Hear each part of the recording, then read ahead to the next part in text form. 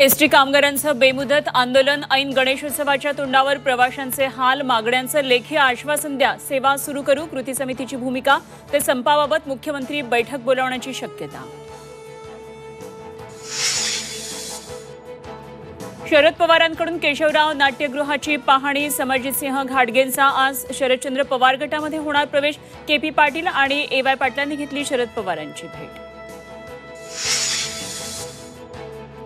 अजित पवार पक्षाची आज महत्त्वाची बैठक सीएम डीसीएम सोबत 2 बैठकांनंतर आज अंतर्गत बैठक जागा वाटपाबाबत बैठकीत चर्चेची शक्यता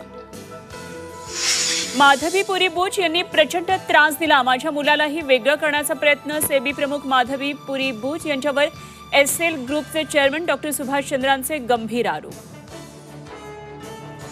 आजही राज्यात मुसळधार पावसाचा इशारा हिंगोली परभणी जळगावला पावसानं झोडपलं तर मराठवाडा आणि विदर्भाला येलो अलर्ट